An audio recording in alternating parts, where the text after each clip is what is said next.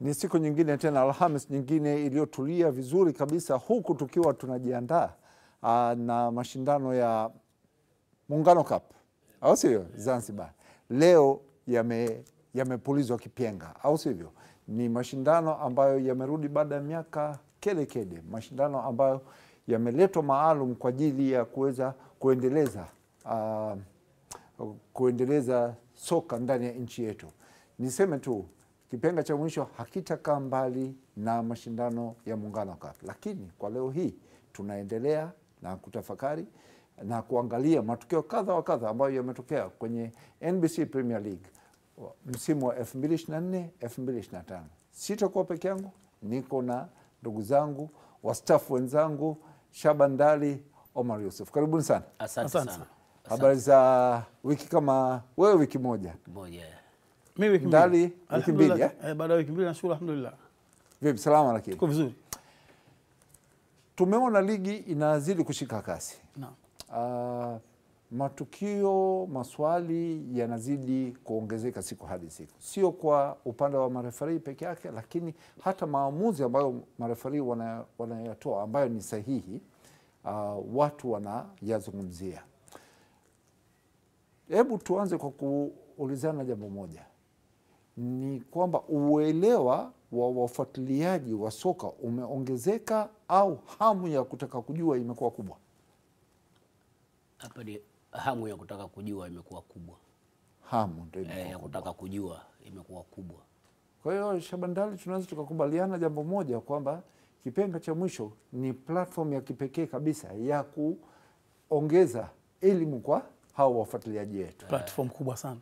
Sasa naanza kuwadokeza. Tarehe 22 mwezi wa 5, kipenga cha mwisho, kuna jambo zito nitamaliza nayo kwenye show ya leo. Tarehe 22 mwezi wa 5 kuna jambo zito linakuja ndani ya kipenga cha mwisho. Tupate mapumziko mafupi. Tukirejea tunaanza kuangalia matukio tuliokuwa nayo kwa siku ya leo.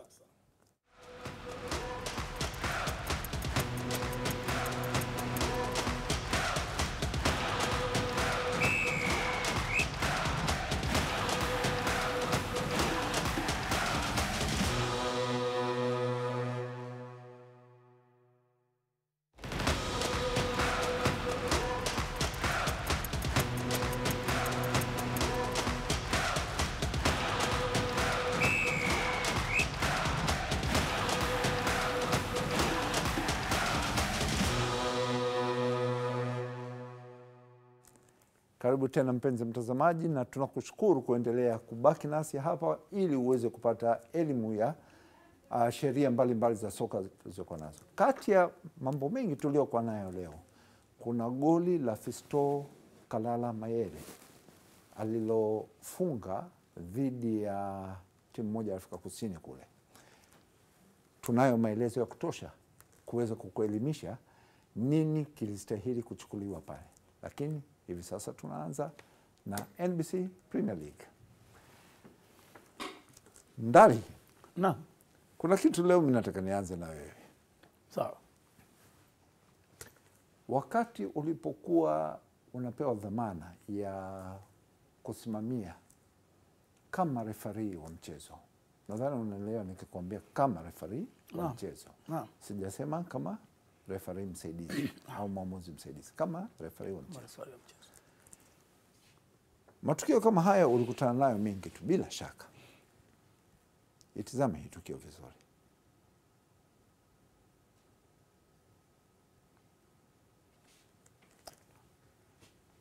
Hebu tupe maelezo ya hii tukio.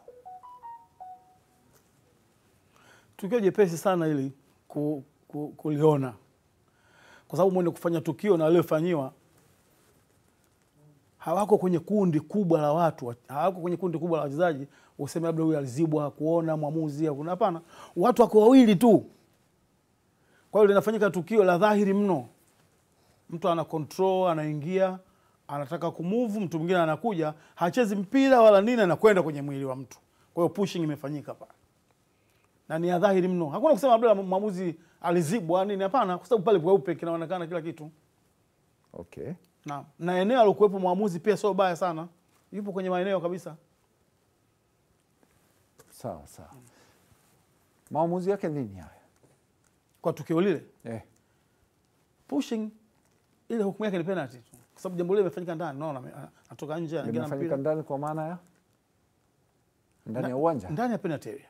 Aha. Yes. Kwa sababu foul yoyote ambayo inafanyika ndani ya uwanja wa mpira, ina maana ndani ya vipimo vya uwanja wa mpira, lazima ihukumiwe kwa foul. Sawa. Au sivyo? Lakini hii imefanyika ndani ya penalty area. Au sivyo? Kwa hiyo hii ilistahili very clearly kuwa penalty. Unadhani kwa nini mwamuzi hakutoa penalty? Nini kilimpeleka asitoe penalty kwa tukio hili? Utashi. Mimi nikimhoja hawezi kuniambia chochote. Nitasema utashi kwa sababu ana face pale kwenye tukio. Angekuwa mbali sana na concentration yake ingekuwa sehemu nyingine, mimi ningemlaumu. Lakini ana concentrate kabisa kwenye tukio. Kwa mimi nasema utashi tu ulomfanya story. Sina jambo jingine leo tumeona. Hajazibwa na mtu yote katika hali ya kuona. Anaona mkono wa mtu unavyokwenda, mtu anavyoanguka. Kaona labda hebu ngoja nikuulize kitu kimoja. Position yake hapa ilikuwa sawa? Hapa alipokuepo? Pale sio sawa. Distance ya sehemu ilikotokea tukio na alipo ni hatua nyingi. Okay. Kwa hiyo wewe ungeshauri labda angekuwa eneo gani hapa? Hebu ngoja ni pause kwanza. Hapa wewe ungeshauri awe sehemu gani? Angekuwa kwenye hiyo kona ya penalty area. Unaona hiyo pembe ya penalty area? Angekuwa awe kishafika maeneo hayo nje yake. Hapo. Hapa. Ilikuwa awe hapo. Kwa hiyo angependeza akawa hapo. Yes. Hapana. Hapa inaonekana kwamba angekuwa ndani ya penalty area. Au sio? Asiwe ndani. Awe nje hapo kwenye kona hiyo. Hapa je? Yaani eneo hii namba 1 lakini kwa nje. Au sivyo? Ili naweza nikasema labda kutokana na nafasi aliyokuepo, huu mkono aliyotumia huyu defender, unaona mkono aliyotumia, je, inawezekana kwa nafasi yake hakuona huu mkono? Hapana, hakuna mtu alomziba Hoffman huyo, pamoja na kuwa yuko mbali 15 yards. Huko aliko ni 15. Hapa ni zaidi ya 15 yards. Ni zaidi ya 15. Okay. Wakati tulikuwa tunamtaka roughly tuseme. Tulikuwa tunamtaka kwenye 10. 17 18. Tulikuwa tunamtaka kwenye 10 yards. Lakini hapo yuko 17 au 20. Sasa anachosema pamoja na kuwa yuko mbali, hakuna mtu ambaye amemziba. Yeye ameona kabisa na concentration yake ilikuwa pale. Okay. Ameconcentrate na tukio, ameconcentrate kwenye tukio. Labda hofu ya kutoa penalty against dhidi ya Kagera Sugar. Utashi tu. Hiyo utashi wake tu. Unapozungumzia utashi, hebu tuombe vizuri. Yaani unamaanisha nini? Utashi kwa vipi yani? Uelewa wake wa kutafsiri sheria au hapana? Au courage. Mpaka hapa alipofikia huyu. Mpaka anapangwa. Uelewa anao mkubwa tu. Kwa mechi hii mpaka na daraja lake. Kwa mechi hii na daraja lake na mechi hii yeye ni size yake. Maana hata kipindi sisi tunachezesha tulikuwa tunasema size. Mechi hii bana fulani size yake. Mechi hii sio size yake. Mimi nasema yeye huyu mwamuzi huyu. Mechi hii ni size yake. Lakini mimi naingiza kitu utashi. Ni kitu kiko kwenye moyo wake tu, kwa nini kutoa penalty ile? Nafsi haikumwambia bana au kuna nafsi yake kuna jambo lilimwambia bila shaka.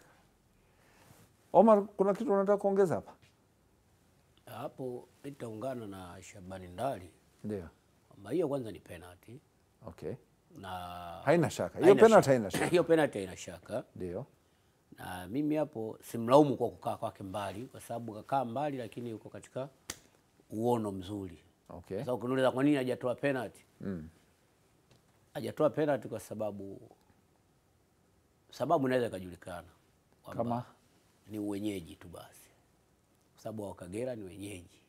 Alafu wanapambana. Wanapambana kutaka kushuka daraja. Kisha unaenda kumpa penalty Azam. Unaenda kumpa penalty Azam. Lakini hiyo penalty sio kaiona kama penalty. Ila ameshindwa kuwapa penalty kwa sababu ya uwenyeji. Hawa jamaa ni wenyeji. Inawezekana labda ndo kakaribishwa kaona labda nikitoa hii penalty hapa nitakuwa silali vizuri, sio nitakuwa siishi vizuri. Unaona bwana? Hofu kwa hiyo. Hofu, yani hiyo kaeka hofu. Kwa hiyo tuseme kwamba penalty haikutolewa kutokana na alikuwa na hofu. Na hofu. Nashukuru sana. Haya. Goli la pili la Kagera Sugar dhidi ya Azam Football Club. Sawa. Ilikuwa kona kick.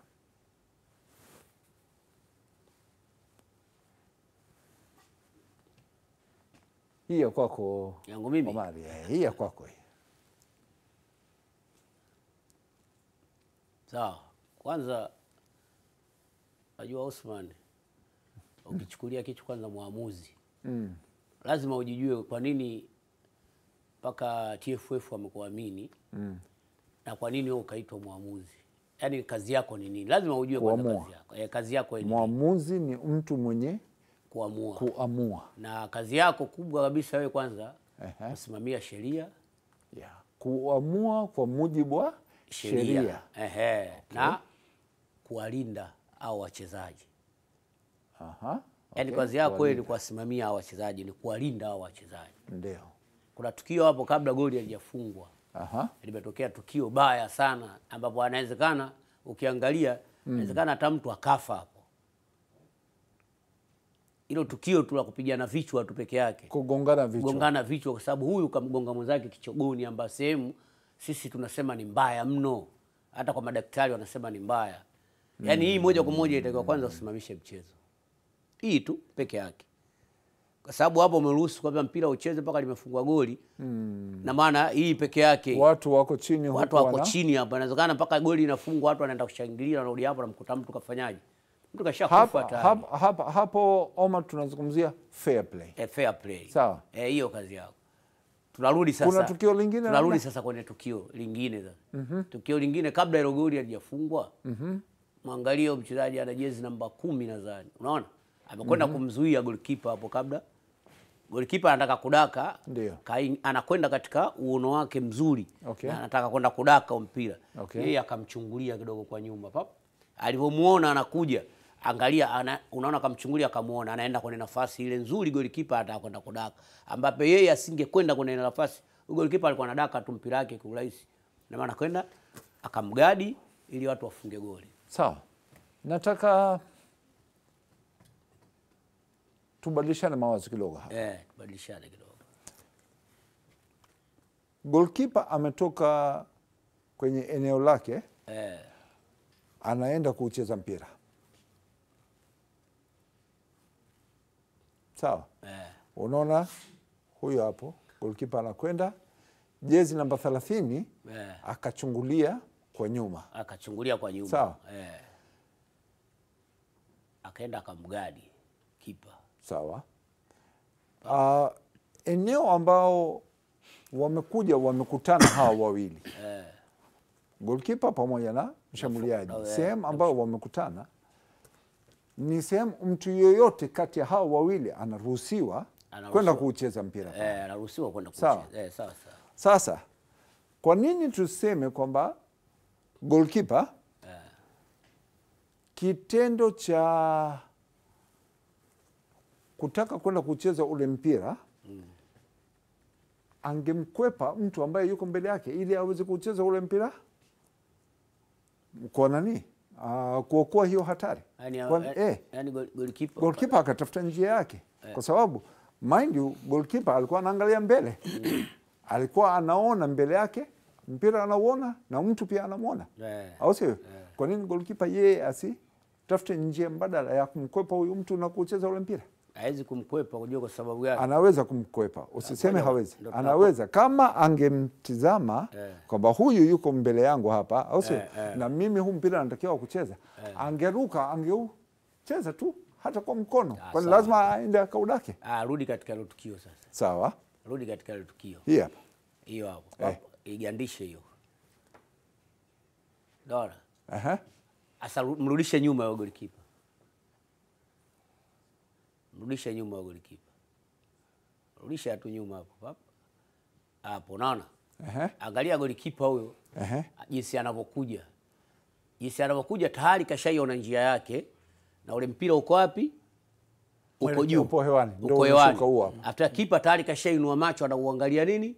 Mpira. Mpira juu. Omar, Mimi hii sitokubaliana na wewe. Kwa maana gani? Kwamba goalkeeper anapokuwa ndani ya eneo lake, ingekuwa goalkeeper tayari yuko kwenye process ya kucheza ule mpira, yupo juu hewani, kisha mshambuliaji akaenda akamwondoa njiani wakati tayari yupo juu, au sivyo? Tunampa foul nani hii goalkeeper, kwa sababu hana balance akiwa juu, lakini huyu alikuwa anatembea kati ya goalkeeper, kati ya goalkeeper ndio na huyo, ili mpira wa juu, mpira wa juu ili upate unatakiwa ufanyaje? Si uruke ucheze, uruke muangalie huyo forward karuka, huyo kenda tukamchezea tukamgadi. Forward alichoamua yeye ni kusubiri mpira uje hapa chini au pokee, na kama goalkeeper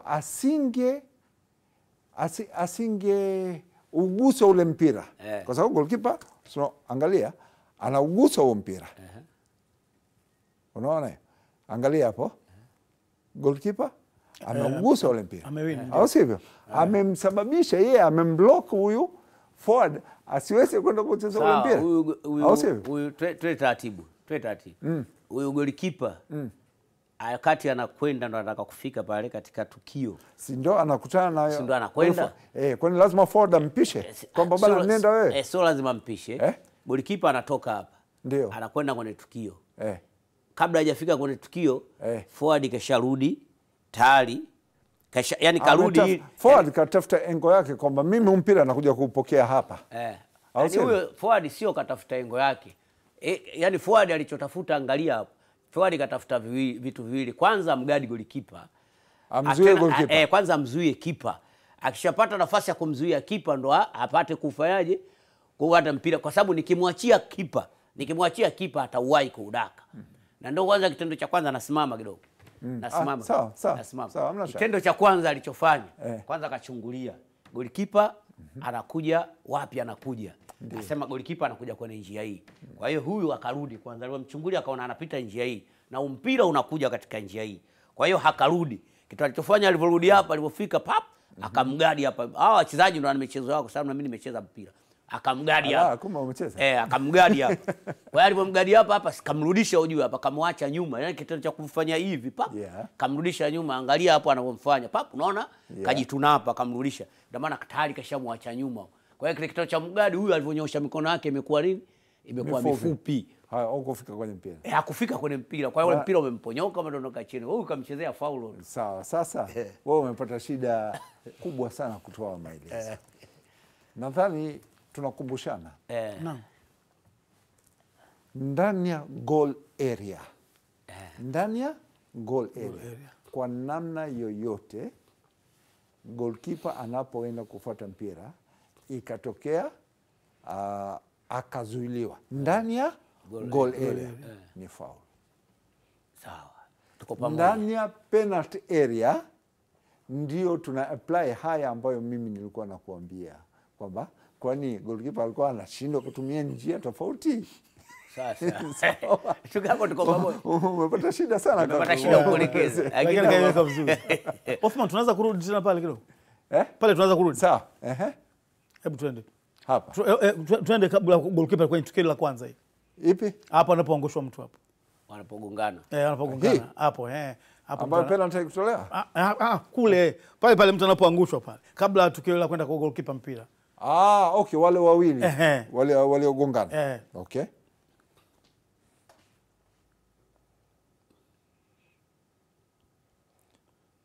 Kisha kwenda chini, mwangalie mchezaji wa Azam hapo. Kuna mchezaji wa Azam jezi namba 5. Ndio. Na mwingine si jezi namba kama sikosei namba 2. Angalia. Jezi namba 5 Azam. Angalia. Bwana Simon. Hapo unaona nyuma mkono? Umeona?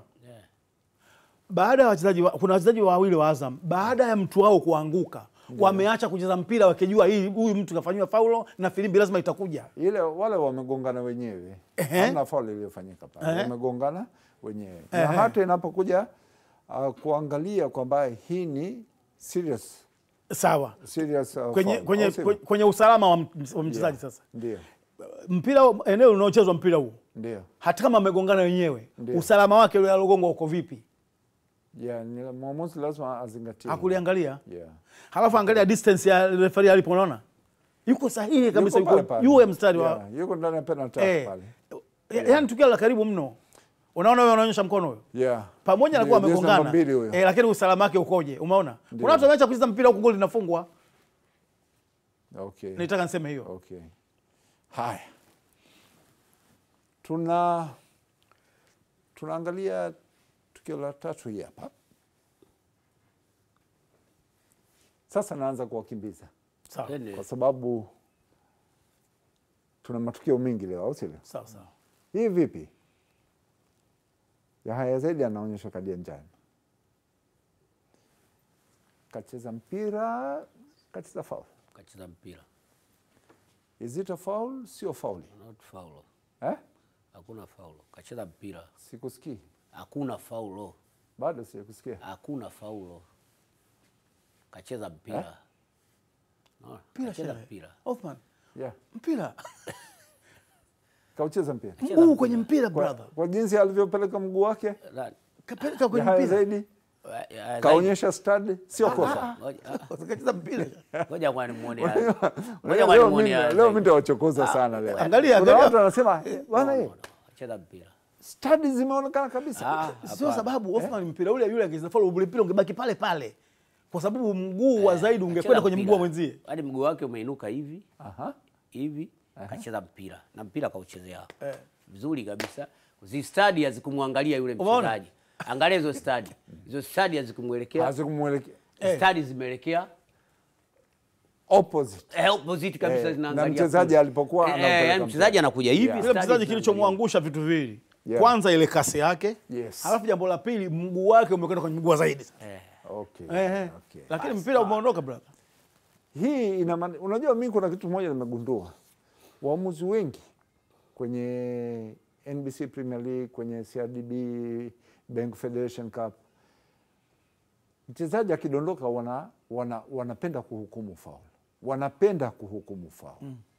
Sawa? Bila kuzingatia kwamba huyu kilichomdondosha ni amechezewa foul au ni collision ya kawaida kwenye football. Yes. Au sio?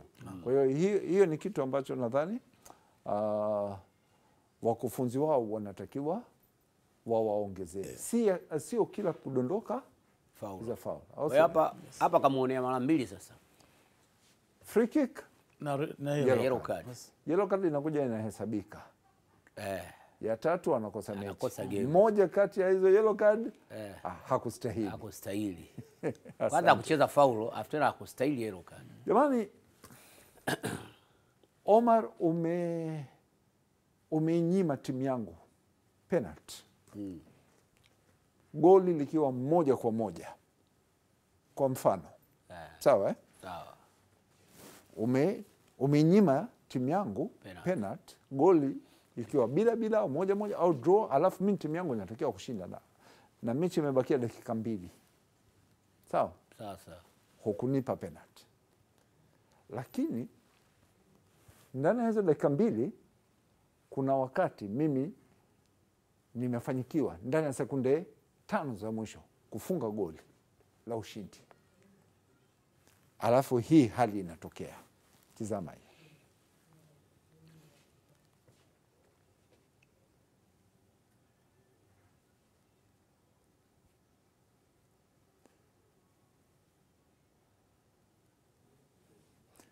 Hii hali inatokea. Kisha mwangalia referee alipo, hawa watu wanakimbia wanaenda kumpongeza mwenzao. Hawa ni wachezaji wangu mimi. Mmoja kati ya hawa wachezaji alikuwa na jazba kwamba Omar ulitunyima penalty. Anapita karibu yako, either akutie kichwa au akutemee mate au nini. Anapita karibu yako referee. Kama hii scenario unavyoiona. Hawa wamepita karibu na referee pale pale. Umesikia Othman? Au akwambie kataa na hili. Yeah. Katika maneno yao. Yes. Kataa na hili. Kataa na hili sasa. Wakamtukana. Ndio. wachezaji wangu wakakutolea lugha sio ya kiungwana. Si hao wanapita Sio hapo. Karibu yake. Hao wanapita Mimi nasema hata kama kuna matusi lakini kataa na hili maneno hayo hapo. Nilisikitishwa na hii scenario kwamba hao wachezaji wametoka kwenye technical bench. Ndio. Wamekimbia mpaka ng'ambo ya pili. Wameingia ndani ya uwanja. Ndio. Kwa nini hawakuonywa? hao walistahili adhabu. Wameingia ndani ya uwanja wa mpira bila ruhusa ya mwamuzi. Okay. Kwenye kushangilia tunawavumiliaga mwenzao akienda kwenye kwenye corner flag Wanamfuata. Wanaenda wanaweza wakaingia kama yadi 2-3 ndani ya wana celebrate pale. Though kisheria hairuhusiwi kuingia ndani ya uwanja. Au sio? Why vitu kama hivi tunaviendekeza? Tena ukiangalia hapo kuna mchezaji, kuna wengi waliingia na bipsi. Lakini kuna bipsi mchezaji yenyewe inafanana na jezi ya referee. After sasa kuna mchezaji aliingia bila bipsi. Kweli Huyo. huyo hapa jezi namba 23 ndio anajitahidi kuvaa. Nado huyo Sio? Kuna mchezaji aliingia bila bipsi. Referee kama nimeona kama anachukua nini, anaandika nini? Anaandika goli. Ana note goli. Lakini hakuchukua hatua yote. Hapa. Hakuchukua hatua yoyote.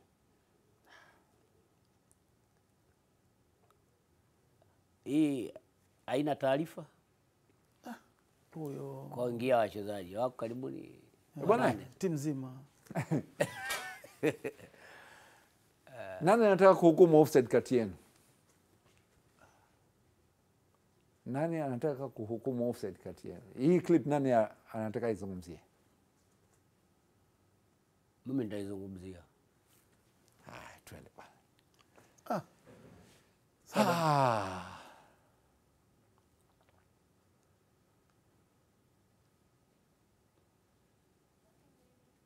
Tabora, Singida dhidi ya Tabora. Sadam. Mstari wa Sadam. Sadam kafanya vitu vyake hapo tayari. Kuna mchezaji yote wa Singida wa Tabora alikuwa kwenye nafasi ya kukotea wakati mpira unatoka mguuni? Hamna. Hamna.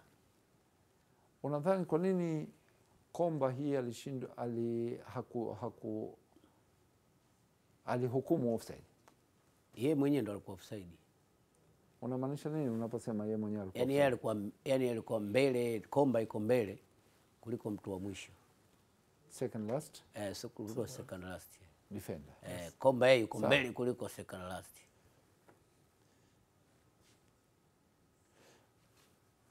Nina ndugu yangu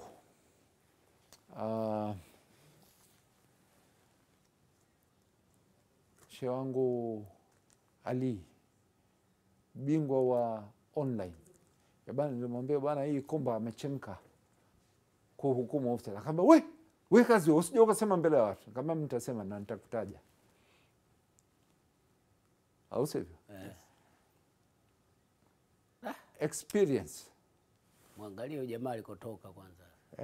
Ataweka namba baada ya phone. Utatuwekea namba. Niwawekee namba? Yes. Kuna haja ya kuweka namba? Na hapa ulikotoka huyu. Huyu mtu mimi simuoni ulikotoka mpira. Jamaa katoka mbali sana. Huyo hapo. Haya. Jamaa katoka mbali sana ujue. Achomoka vizuri tu.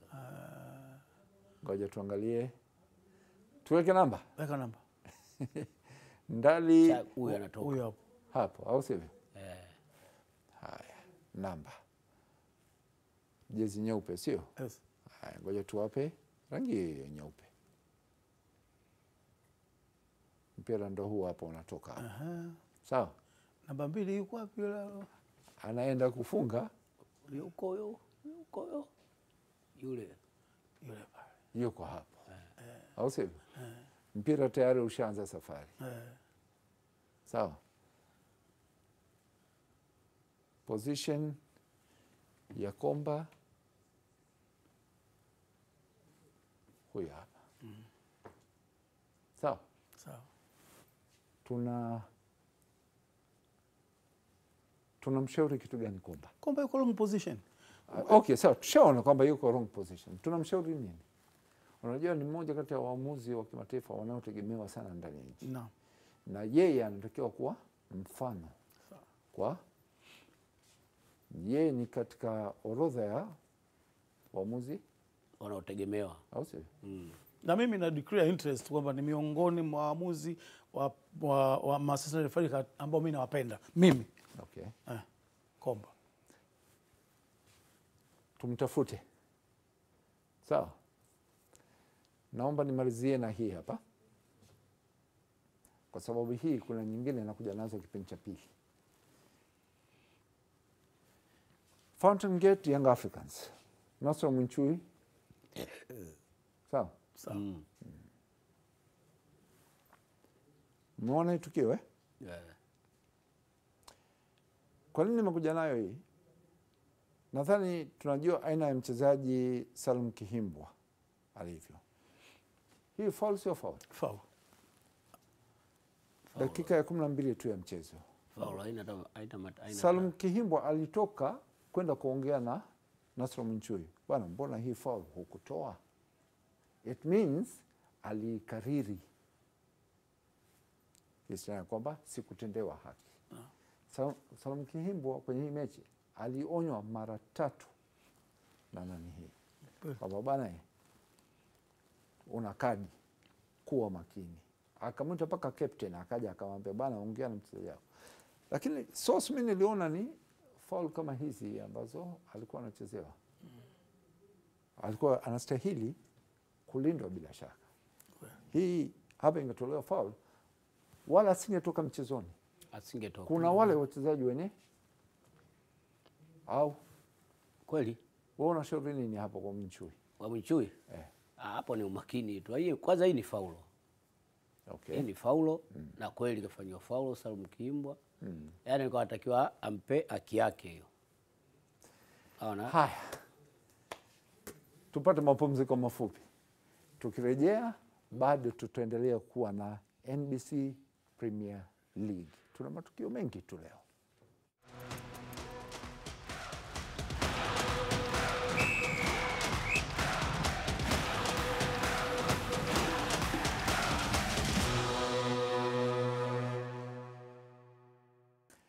Bado na kuona upo mbele ya runinga yako ukiwa unaendelea kupata darasa huru kabisa kutoka kwenye kipenga cha mwisho. Tunaendelea tulipoishia. Fountain Gate against Yanga, dakika ya 18 ya mchezo. Sawa.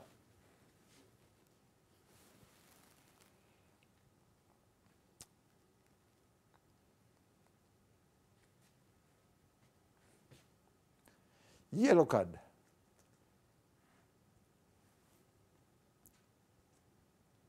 Yellow card.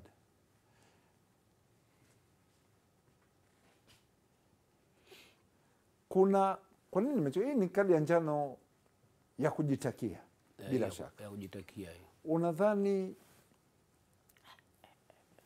kuna mwenzake na mchezaji Joram, Daniel Joram amekuja kutetea hili jambo.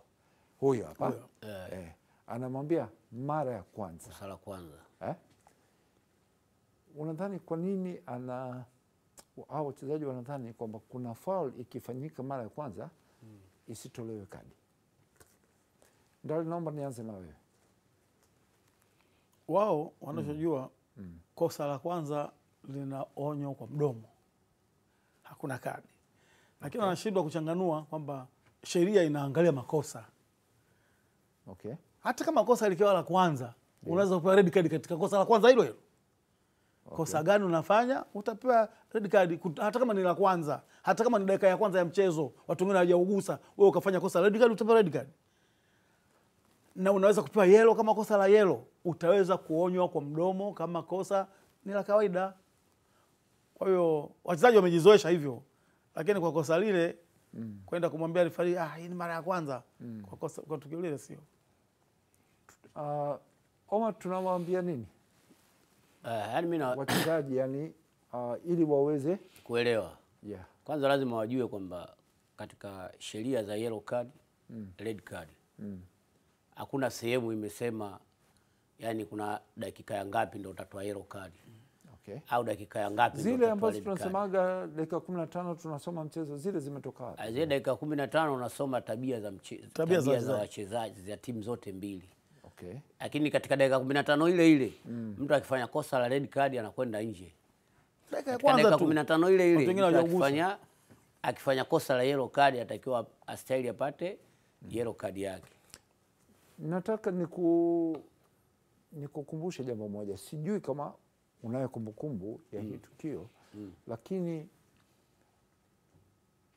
Osman Kazi alipokuwa wilaya ya Temeke, kuna mechi alichezesha uwanja wa Bandari.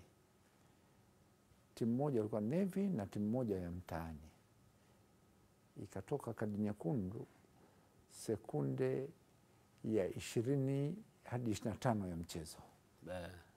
Ilipigwa shuti, mpira unaingia kwenye nyavu, beki akautoa kwa mkono. Sasa Ilitoka kadi nyekundu na penalty. Wewe ulishawahi kuisikia hiyo mechi? hiyo nilishawahi kuisikia hii. Nishawahi kuisikiaga. Kama sekunde 20 hivi nilisikia hii mechi. Kwa sababu nadhani Mwalimu Omar mpaka Mwenyezi Mungu amweke mahali pema, alizungumzia kwenye darasa ya ya mkoa. Alichukua mfano, mwana huyu mwindi huyu. Sinajua kwa mwindi huyu. Mwalimu Omar Kasinde. Omar Abdulkadir. Omar Abdulkadir. Allah mrehemu. Amin. Sasa hivi tunawaeleza nini hao waamuzi walioko sasa hivi kwamba ni namna gani wanatakiwa kujiamini, kwa sababu hii sasa nairudisha kwenye tukio la penalty ambayo Azam hakupewa dhidi ya nani, au sio? Usiwe na hofu ya kutoa penalty wakati wote, kadi wakati wote. Tunawatia darasa ya namna gani? Darasa la kuwatia waamuzi kwamba moja, kwanza lazima mwamuzi kwa anachezesha lazima ujiamini kwanza. Okay. Lazima wewe mwenyewe kwanza ujiamini. Okay. Na katika kujiamini lazima ujiamini vile vile kwa lile unaloliamua. Lazima ujiamini kwamba ninaloamua mimi ni sahihi. Sahihi. Sawa. Yaani ile jambo naloamua mimi ni sahihi. Na vile vile unatakiwa muoga. Yaani usiangalie macho yako wewe, usije ukaangalia kwa sababu hii, yani kinachowaponza waamuzi wengi wanaangalia timu. Yaani kazi yao wanaangalia timu. Mimi sio nakwambia. Sisi tulikuwa tunapewaga siri. Ndale, unakumbuka? Naam. Hivi sisi kwenye kitabu cha kadi tulikuwa tunaandika jina ya timu au tulikuwa tunaandika rangi za jezi? Rangi za jezi. Rangi za jezi. Unaandika tu njano, kijani basi. Naenda kucheza. Nyeupe, blue. Nyekundu, nyeusi. Au sivyo? Ili ituondoe kwamba hii kadi mimi naionyesha timu fulani, mimi naionyesha timu yenye jezi fulani. Tulikuwa tunafundishwa hivyo vitu. Tulikuwa hatuandiki jina ya timu sisi. Au sivyo? Haya.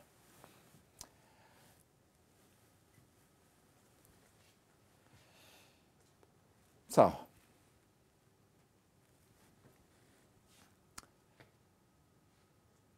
Prince Dube.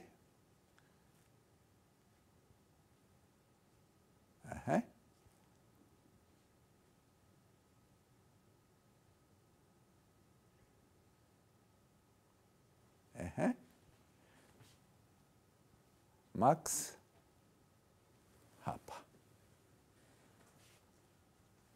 Tunakubaliana hapa wakati mpira unatoka kwa Duka Buya kama sikosei. Ngoja nitumie rangi ya njano hapa. Hapa. Aziz Ki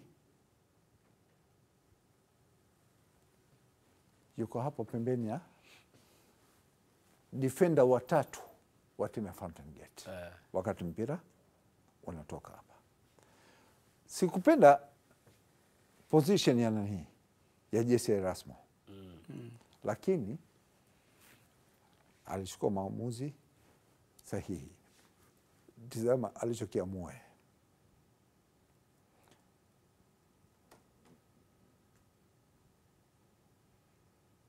Okay. John Noble akaokoa shambulizi la wazi kabisa. Hakuwa na siku nzuri mchezoni siku hiyo. Sawa? Haya. Shuti inapotoka hapo, wakati kipa anautema mpira, unaweza ukasema Aziz Ki tayari alikuwa kwenye nafasi ya kuotea, au sio? Lakini ni wakati gani tunapohukumu offside? Ni wakati gani? Wakati tunapohukumu offside? Kwenye scenario ya rebound. Kabla mpira haujatoka kwa mpinzani. Wakati mpira unatoka kwa mpinzani, kwa kabla hujatoka kwanza. Timu inayoshambulia. Inayoshambulia. Okay. Hapo tunatosema Aziz Ki alikuwa wapi? Shoot ilipotoka kwa Duke Abuya. Alikuwa wapi? Alikuwa hayuko offside position. Alikuwa hayupo offside. Alikuwa onside. Alikuwa onside. Sisi tumeangalia hapa nini? Alikuwa onside. Wakati shoot linatoka hayupo offside.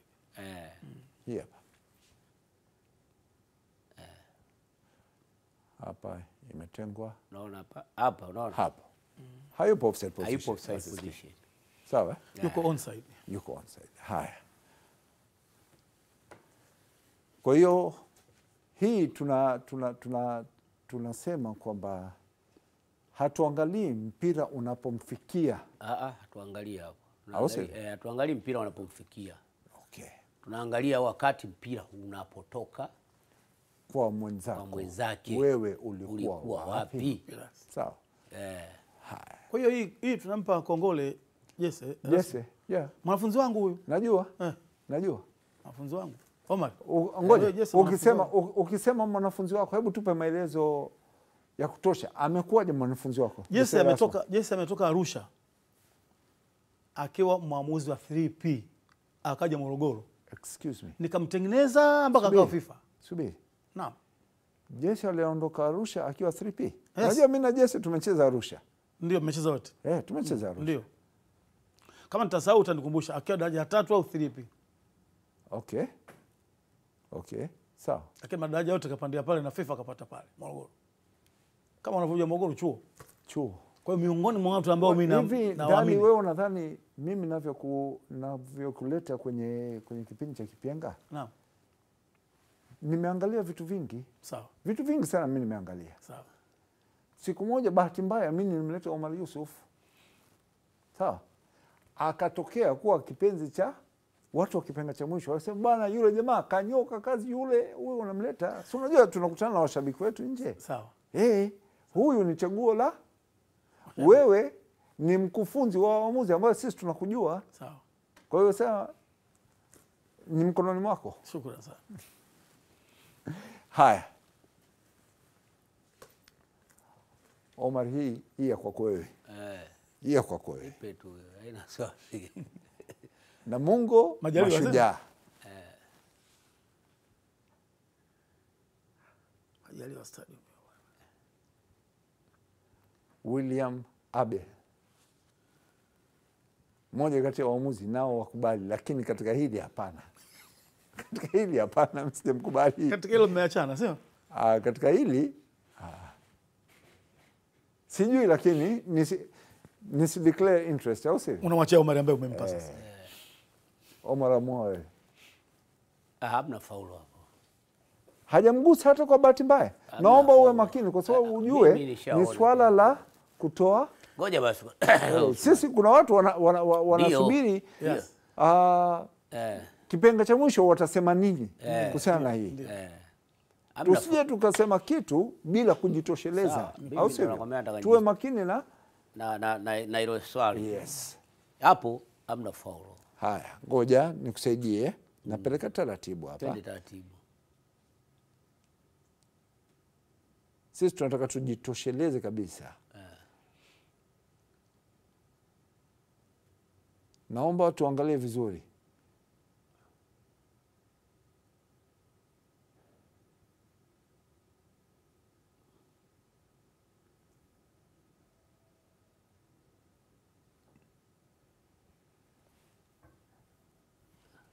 Alimgusa kweli? Hakumgusa. Na hata kama mbona umegeukia kama unataka kukimbia? Ngoja mimi sitaki kukimbia. Ngoja ukalie vizuri kabisa. Hebu geuka uangalie vizuri huko. Uangalie vizuri kabisa. Ngoja uangalie vizuri. Huyo amecontrol, ameingia kwa mwendo.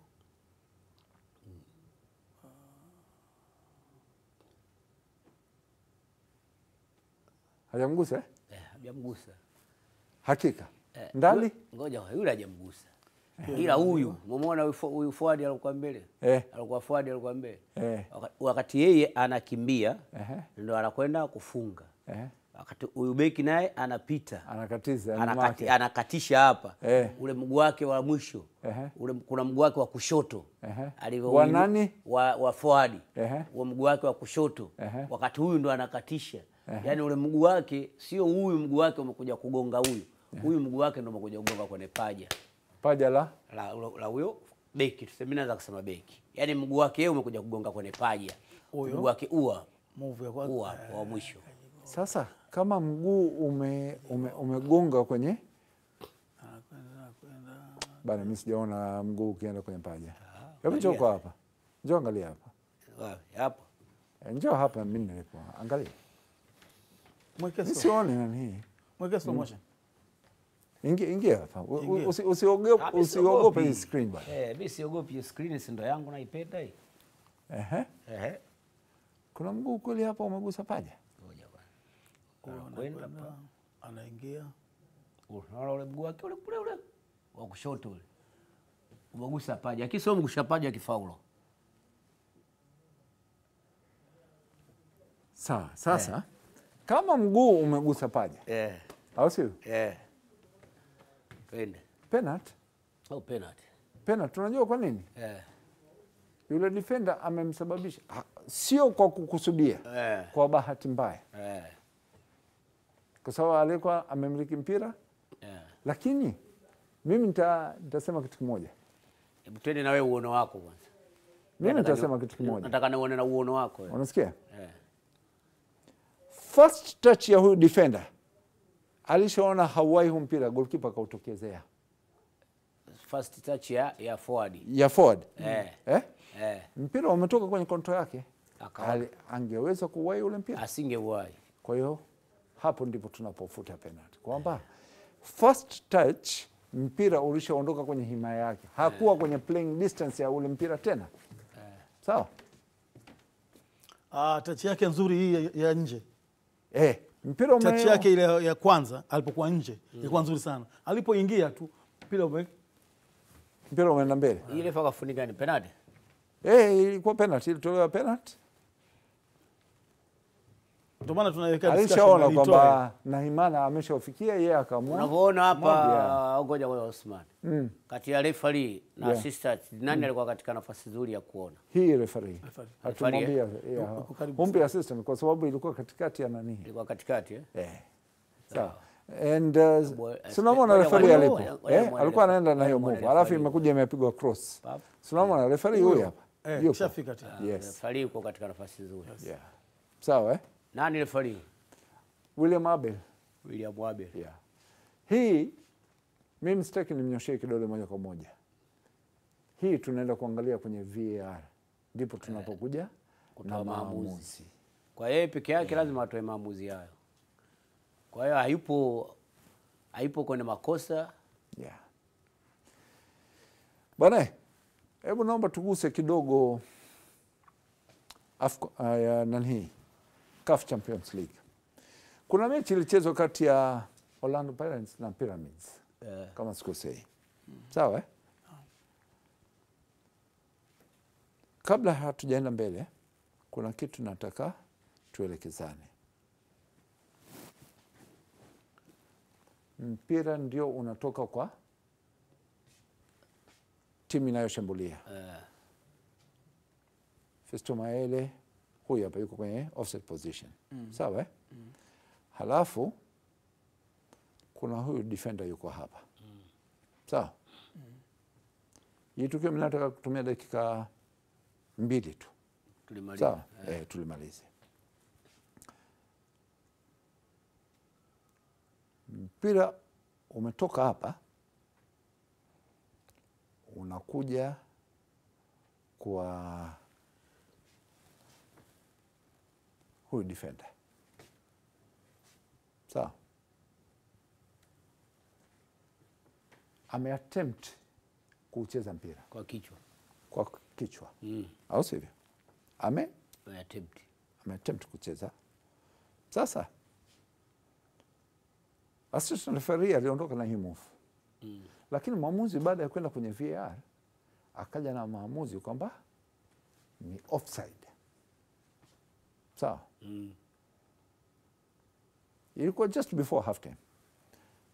Kocha wa timu ya Pyramids half time alienda akawa anaongea na mwamuzi. Hapa kwenye uchambuzi alikuwepo Patrick Nyembera na yake. Nikawatumia salamu haraka kwamba hiyo haikustahili kuwa offside.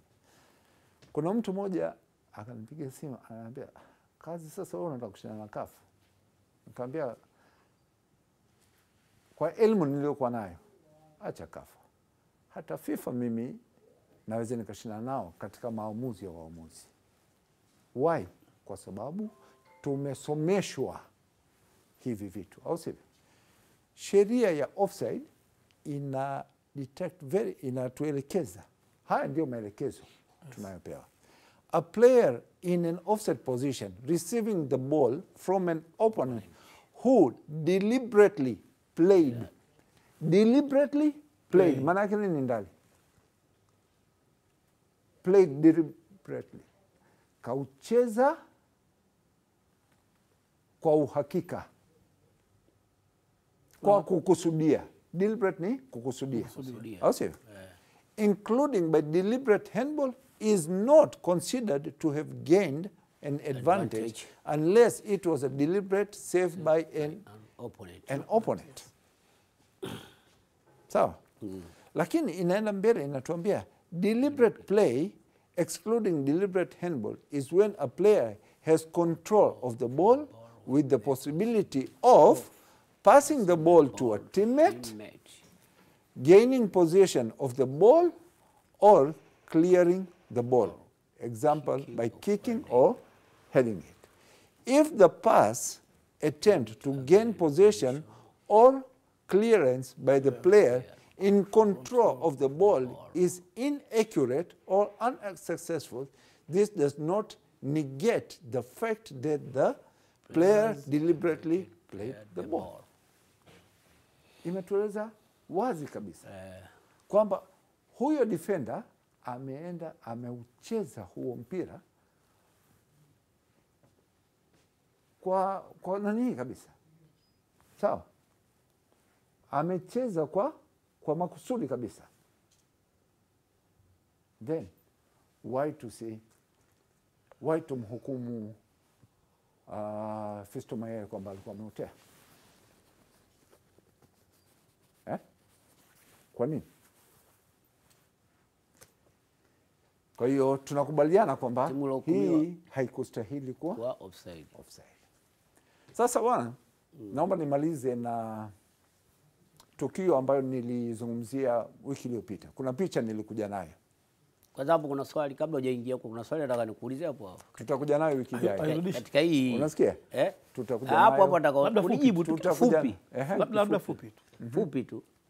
Hawa walohukumiwa hivyo ni timu ya kutoka South Africa. Walionyima goli? Misri. Wanacheza na timu ya South Africa kwa nyumbani.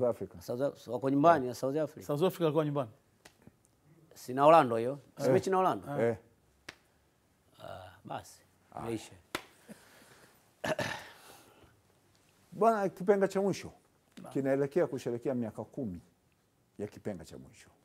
Sawa. Na hiyo show Mungu akijalia inafanyika tarehe 22 mwezi wa 5. Sasa kampuni ya Mass Communication Limited kupitia bidhaa yake ya Hisense imejitosa kudhamini hiyo show ya miaka 10 ya Kipenga cha Mwisho.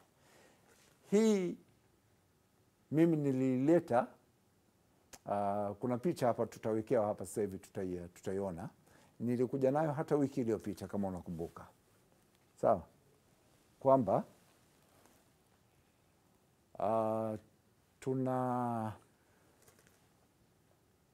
kuna watu nimesimama nao nika-tweet kwenye page yangu ya Instagram ya Osman Kazi 1. Cut. Guys, mbona hiyo picha haiji jamani? Inatakiwa ije nani?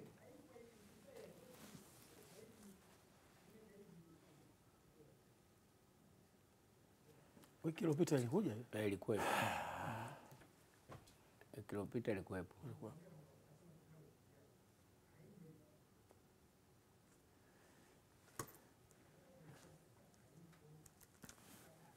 Koma haikai rafiki yangu.